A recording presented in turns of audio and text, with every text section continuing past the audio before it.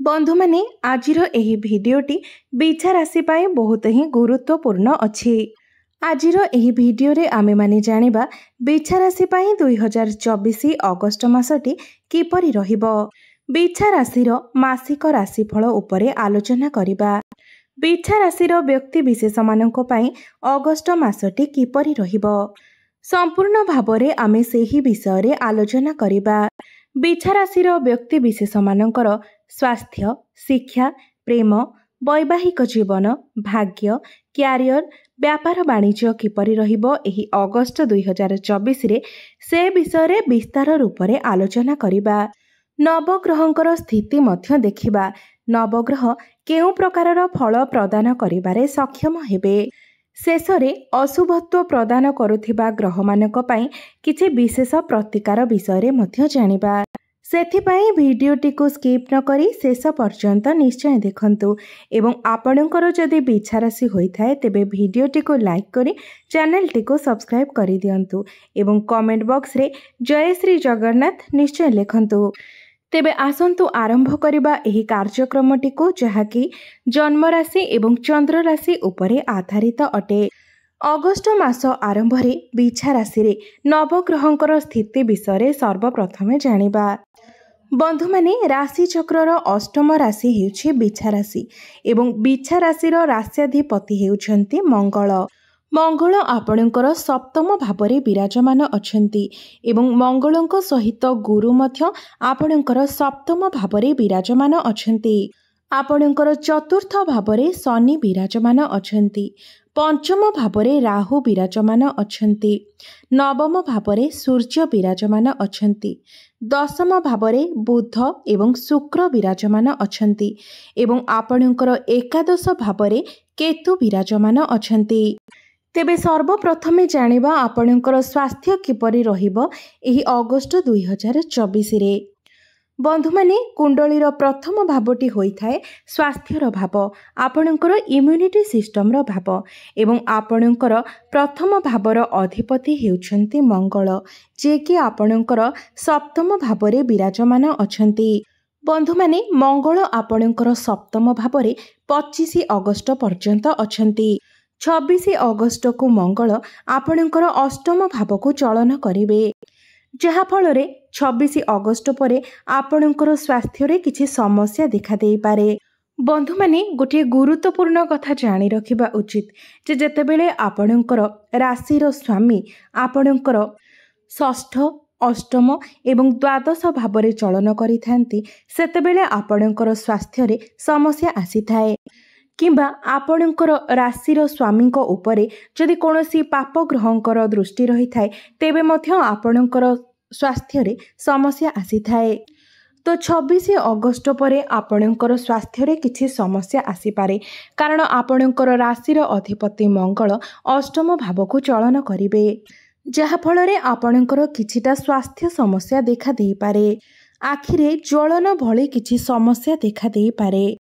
छोट मोट खंडिया खाबरा मध्य होई पारे। ब्लड प्रेशर भली समस्या मध्य देखा देई पारे। मात्र 26 अगस्त पूर्वरु आपणकर स्वास्थ्य बहुत भल रहिबो।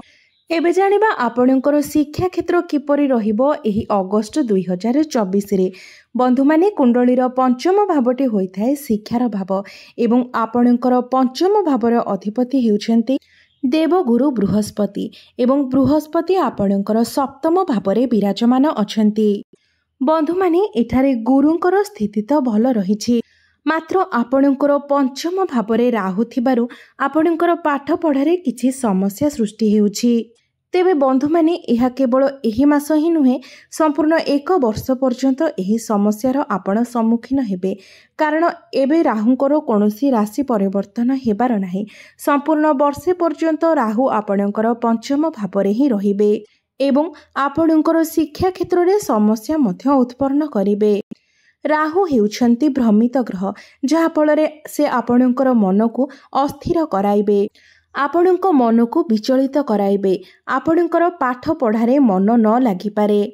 बेले बेले आपण निजर पाठ पढ़ारे ठीक डिसिजन नहीं पारिबे नाही अर्थात आपण कौन करिबे एवं कौन करिबे नाही ताहा मध्य जानि पारिबे नाही। राहु आपणकर मन को डाइवर्ट कराइबे। ସେଥିପାଇଁ ଆପଣ ରାହୁଙ୍କ ପାଇଁ ଉପାୟ ଅବଶ୍ୟ କରନ୍ତୁ। ଉପାୟ ଆମେ ଭିଡ଼ିଓ ଶେଷରେ ଜାଣିବା। ଏବେ ଆସନ୍ତୁ ଜାଣିବା ଆପଣଙ୍କର ପ୍ରେମ ଜୀବନ କିପରି ରହିବ ଏହି ଅଗଷ୍ଟ 2024ରେ। ତ ବନ୍ଧୁମାନେ, କୁଣ୍ଡଳୀର ପଞ୍ଚମ ଭାବଟି ଶିକ୍ଷାର ଭାବ ହେବା ସହିତ ପଞ୍ଚମ ଭାବଟି ମଧ୍ୟ ହୋଇଥାଏ ପ୍ରେମର ଭାବ ଏବଂ ସନ୍ତାନର ଭାବ। ଏବଂ ଆପଣଙ୍କର ପଞ୍ଚମ ଭାବର ଅଧିପତି ହେଉଛନ୍ତି ଦେବଗୁରୁ ବୃହସ୍ପତି, ଯିଏକି ଆପଣଙ୍କର ସପ୍ତମ ଭାବରେ ବିରାଜମାନ ଅଛନ୍ତି। ମାତ୍ର ଆପଣଙ୍କର ପଞ୍ଚମ ଭାବରେ ରାହୁ ବିରାଜମାନ ଅଛନ୍ତି।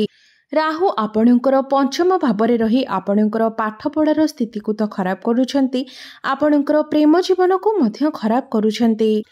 ଆପଣ ଦୁଇ ଜଣଙ୍କ ମଧ୍ୟରେ ମିସ୍ଅଣ୍ଡରଷ୍ଟାଣ୍ଡିଂ ହୋଇପାରେ। ଆପଣ ଆପଣଙ୍କର ପ୍ରେମ ଜୀବନରେ ଅସନ୍ତୁଷ୍ଟି ଅନୁଭବ କରିପାରନ୍ତି। ମାତ୍ର ଆପଣଙ୍କର ସପ୍ତମ ଭାବରେ ଗୁରୁ ଏବଂ ମଙ୍ଗଳ ଏକତ୍ର ଅଛନ୍ତି। ତେଣୁ ଯାହା କିଛି ସମସ୍ୟା ଆସିଲେ ମଧ୍ୟ ଆପଣଙ୍କର ପ୍ରେମ ଜୀବନ ଏହି ମାସରେ ଠିକ୍ଠାକ୍ ରହିବ। ଆପଣଙ୍କ ପ୍ରେମ ଜୀବନରେ ସବୁକିଛି ଠିକ୍ଠାକ୍ ଚାଲିଥିବ, ମାତ୍ର ରାହୁଙ୍କ ଯୋଗୁଁ ଅକସ୍ମାତ୍ କିଛି ସମସ୍ୟା ଆସିଯିବ। ରାହୁ ଏଠାରେ ଆପଣ ଦୁଇ ଜଣଙ୍କ ମଧ୍ୟରେ ଆକସ୍ମିକ ଭାବରେ କଳି ଝଗଡ଼ା ସୃଷ୍ଟି କରାଇବେ। ସମୟ ସମୟରେ ଆପଣ ନିଜର ପାର୍ଟନରକୁ ହଠାତ୍ ରାଗିକି କିଛି କହିଦେଇପାରନ୍ତି, ଯାହାଫଳରେ ଆପଣଙ୍କର ପ୍ରେମ ଜୀବନରେ ସମସ୍ୟା ଆସିପାରେ।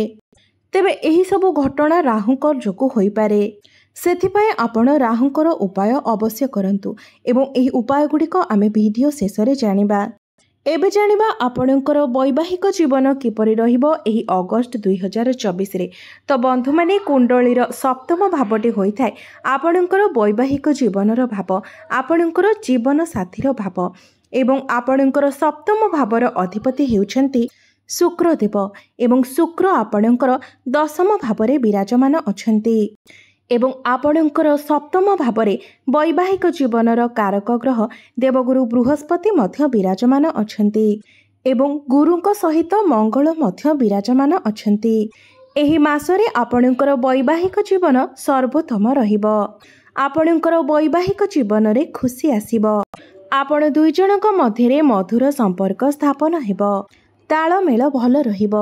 ଆପଣଙ୍କୁ ପାରିବାରିକ ସୁଖ ପ୍ରାପ୍ତି ହେବ। ଆପଣ ଦୁଇ ଜଣ ମିଶି କୌଣସି ପ୍ଲାନିଂ କରିପାରନ୍ତି। ସନ୍ତାନ ସୁଖ ମଧ୍ୟ ଆପଣଙ୍କୁ ପ୍ରାପ୍ତି ହୋଇପାରେ। ଆପଣଙ୍କର ଲାଇଫ୍ ପାର୍ଟନରଙ୍କର କ୍ୟାରିୟରରେ ଗ୍ରୋଥ୍ ହୋଇପାରେ। ତ ସବୁ ଦୃଷ୍ଟିରୁ ଦେଖିବାକୁ ଗଲେ ଏହି ମାସରେ ଆପଣଙ୍କର ବୈବାହିକ ଜୀବନ ବହୁତ ଭଲ ରହିବ। ବୈବାହିକ ଜୀବନକୁ ନେଇକି ଚିନ୍ତା କରିବାର କୌଣସି ଆବଶ୍ୟକତା ନାହିଁ। ଏବେ ଜାଣିବା ସବୁଠାରୁ ଗୁରୁତ୍ୱପୂର୍ଣ୍ଣ ବିଷୟବସ୍ତୁ ଆପଣଙ୍କର ଭାଗ୍ୟ, କ୍ୟାରିୟର ଏବଂ ବ୍ୟାପାର ବାଣିଜ୍ୟ କିପରି ରହିବ ଏହି ଅଗଷ୍ଟ 2024ରେ। ତ ବନ୍ଧୁମାନେ, କୁଣ୍ଡଳୀର ନବମ ଭାବଟି ହୋଇଥାଏ ଆପଣଙ୍କର ଭାଗ୍ୟର ଭାବ ଏବଂ ଆପଣଙ୍କର ନବମ ଭାବର ଅଧିପତି ହେଉଛନ୍ତି ଚନ୍ଦ୍ରମା ଏବଂ ଚନ୍ଦ୍ରମା ପ୍ରତି 2 ଦିନରେ ନିଜର ରାଶି ପରିବର୍ତ୍ତନ କରିଥାନ୍ତି। ତ ବନ୍ଧୁମାନେ, ସୂର୍ଯ୍ୟ ଆପଣଙ୍କର ଭାଗ୍ୟ ସ୍ଥାନରେ ବିରାଜମାନ ଅଛନ୍ତି। ଏହି ମାସରେ ଆପଣଙ୍କର ଭାଗ୍ୟ ବହୁତ ଭଲ ରହିବ। ଆପଣ ସମସ୍ତ କାର୍ଯ୍ୟରେ ସଫଳତା ପ୍ରାପ୍ତି କରିବେ। ବିଶେଷ କରି 15-16 ଅଗଷ୍ଟ ପରେ ଆପଣଙ୍କର ଭାଗ୍ୟ ସର୍ବୋତ୍ତମ ରହିବ। ଭାଗ୍ୟ ଆପଣଙ୍କର ସାଥ ଦେବ। ବୁଧ ଏବଂ ଶୁକ୍ର ମଧ୍ୟ ଆପଣଙ୍କର କେନ୍ଦ୍ରରେ ବିରାଜମାନ ଅଛନ୍ତି ଏବଂ 22 ଅଗଷ୍ଟକୁ ବୁଧ ବକ୍ରି ହୋଇ ଆପଣଙ୍କର ଭାଗ୍ୟ ସ୍ଥାନକୁ ଗୋଚର କରିବେ। ଏହି ମାସରେ ଆପଣଙ୍କର ଭାଗ୍ୟ ବହୁତ ଭଲ ଅଛି। ଆପଣ ଯଦି କୌଣସି ବଡ଼ କାର୍ଯ୍ୟର ଆରମ୍ଭ କରିବା ପାଇଁ ଚାହୁଁଛନ୍ତି, କୌଣସି ବଡ଼ ଇନଭେଷ୍ଟମେଣ୍ଟ କରିବା ପାଇଁ ଚାହୁଁଛନ୍ତି, ତେବେ 15-16 ଅଗଷ୍ଟ ପରେ କରନ୍ତୁ। ଆପଣଙ୍କ ପାଇଁ ସମୟ ବହୁତ ଭଲ ଅଛି।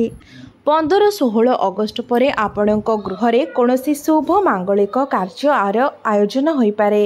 ଆପଣ କୌଣସି ଧାର୍ମିକ ସ୍ଥାନକୁ ବୁଲିବାକୁ ଯାଇପାରନ୍ତି। ଆପଣ କୌଣସି ଯାନବାହନ କିମ୍ବା ପ୍ରପର୍ଟି ଇତ୍ୟାଦି କିଣି ମଧ୍ୟ ପାରନ୍ତି। ଯେଉଁ ବ୍ୟକ୍ତି ବିଶେଷମାନେ ସେୟାର ମାର୍କେଟ, ଷ୍ଟକ୍ ମାର୍କେଟ କିମ୍ବା ଟ୍ରେଡିଂରେ କାମ କରୁଛନ୍ତି, ସେମାନଙ୍କ ପାଇଁ 16 ଅଗଷ୍ଟ ପରର ସମୟ ବହୁତ ଭଲ ରହିଛି। ସେମାନଙ୍କୁ ମୋଟା ଅଙ୍କର ଲାଭ ପ୍ରାପ୍ତି ହୋଇପାରେ। ଏବେ ଜାଣିବା ଆପଣଙ୍କର କ୍ୟାରିୟର କିପରି ରହିବ ଏହି ଅଗଷ୍ଟ 2024ରେ। ତ ବନ୍ଧୁମାନେ, ଆପଣଙ୍କର କୁଣ୍ଡଳୀର ଦଶମ ଭାବଟି ହୋଇଥାଏ ଆପଣଙ୍କର କ୍ୟାରିୟରର ଭାବ ଏବଂ ଆପଣଙ୍କର ଦଶମ ଭାବର ଅଧିପତି ହେଉଛନ୍ତି ସୂର୍ଯ୍ୟ ଏବଂ ସୂର୍ଯ୍ୟ ଆପଣଙ୍କର ଭାଗ୍ୟ ସ୍ଥାନରେ ଅଛନ୍ତି। 16 ଅଗଷ୍ଟକୁ ଆପଣଙ୍କର କ୍ୟାରିୟର ଭାବ ଅର୍ଥାତ୍ ଦଶମ ଭାବକୁ ଗୋଚର କରିବେ। ନିଜର ସ୍ୱଗୃହକୁ ଗୋଚର କରିବେ, ଯାହାଫଳରେ ଆପଣଙ୍କର କ୍ୟାରିୟର ଏହି ମାସରେ ସର୍ବୋତ୍ତମ ରହିବ। ସମ୍ପୂର୍ଣ୍ଣ ଗୋଟିଏ ବର୍ଷ ଭିତରେ ଏପରି ଗୋଟିଏ ମାସ ହିଁ ରହିଥାଏ ଯେତେବେଳେ ସୂର୍ଯ୍ୟ ତାଙ୍କର ସ୍ୱଗୃହରେ ରହିଥାନ୍ତି। ତ ଏହି ସମୟରେ ଆପଣ କୌଣସି ବଡ଼ କାର୍ଯ୍ୟର ଆରମ୍ଭ କରିପାରିବେ। 16 ଅଗଷ୍ଟ ପରେ ଚାକିରି ପ୍ରାପ୍ତିର ଯୋଗ ବନୁଅଛି। ଯେଉଁମାନଙ୍କ ପାଖରେ କୌଣସି ଚାକିରି ନାହିଁ ସେମାନଙ୍କୁ ନୂତନ ଚାକିରି ପ୍ରାପ୍ତି ହୋଇପାରେ। ପ୍ରମୋସନ୍ ହେବାର ମଧ୍ୟ ଯୋଗ ବନୁଅଛି। ସରକାରୀ ସ୍ତରରେ ଆପଣଙ୍କୁ ଲାଭ ପ୍ରାପ୍ତି ହୋଇପାରେ। ସମାଜରେ ଆପଣଙ୍କୁ ମାନ ସମ୍ମାନ ପ୍ରାପ୍ତି ହେବ। ଆପଣଙ୍କର କନଫିଡେନ୍ସ ଲେଭେଲ୍ ବଢ଼ିବ, ଆତ୍ମବଳ ବଢ଼ିବ। ଆପଣ ସମସ୍ତ କାର୍ଯ୍ୟକୁ ସୁରୁଖୁରୁରେ କରିପାରିବେ। ଏହି ମାସରେ ନିଶ୍ଚିତ ଭାବରେ ଆପଣଙ୍କୁ ମାନ ସମ୍ମାନ ପ୍ରାପ୍ତି ହେବ। କାମ କାର୍ଯ୍ୟରେ ବହୁତ ବଡ଼ ସଫଳତା ଆପଣଙ୍କୁ ପ୍ରାପ୍ତି ହେବ। ଉପର ଅଫିସରଙ୍କର ସପୋର୍ଟ ଆପଣଙ୍କୁ ମିଳିବ। ତ ଏହି ମାସରେ ଆପଣଙ୍କର କ୍ୟାରିୟର ବହୁତ ହିଁ ଭଲ ରହିବ। ଏବେ ଆସନ୍ତୁ ଜାଣିବା ଆପଣଙ୍କର ବ୍ୟାପାର ବାଣିଜ୍ୟ କିପରି ରହିବ ଏହି ଅଗଷ୍ଟ 2024ରେ। ତ ବନ୍ଧୁମାନେ, କୁଣ୍ଡଳୀର ସପ୍ତମ ଭାବଟି ହୋଇଥାଏ ବ୍ୟାପାର ବାଣିଜ୍ୟର ଭାବ ଏବଂ ଆପଣଙ୍କର ସପ୍ତମ ଭାବରେ ଗୁରୁ ଏବଂ ମଙ୍ଗଳ ବିରାଜମାନ ଅଛନ୍ତି ଏବଂ ସପ୍ତମ ଭାବର ଅଧିପତି ଶୁକ୍ର ଆପଣଙ୍କର ଦଶମ ଭାବରେ ବିରାଜମାନ ଅଛନ୍ତି। ଏହି ମାସରେ ଆପଣଙ୍କର ବ୍ୟାପାର ବାଣିଜ୍ୟ ବହୁତ ଭଲ ରହିବ। ବ୍ୟାପାରରେ ଉନ୍ନତି ହେବ। ବ୍ୟାପାର ବାଣିଜ୍ୟରେ ଗ୍ରୋଥ ଆସିବ।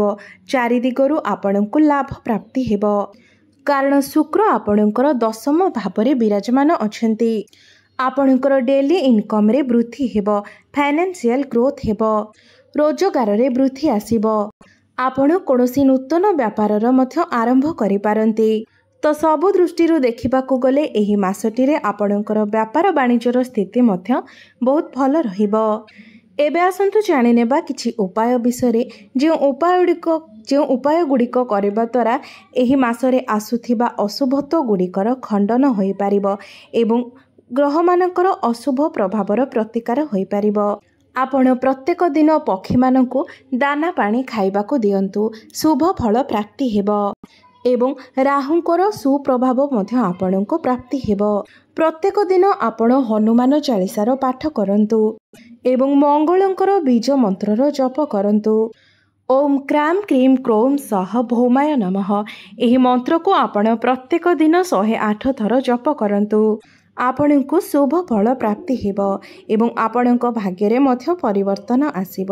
ଆପଣଙ୍କର ଜୀବନ ମଙ୍ଗଳମୟ ହେଉ, ଏହା ହିଁ ଈଶ୍ୱରଙ୍କ ନିକଟରେ ମୋର ପ୍ରାର୍ଥନା। ଧନ୍ୟବାଦ।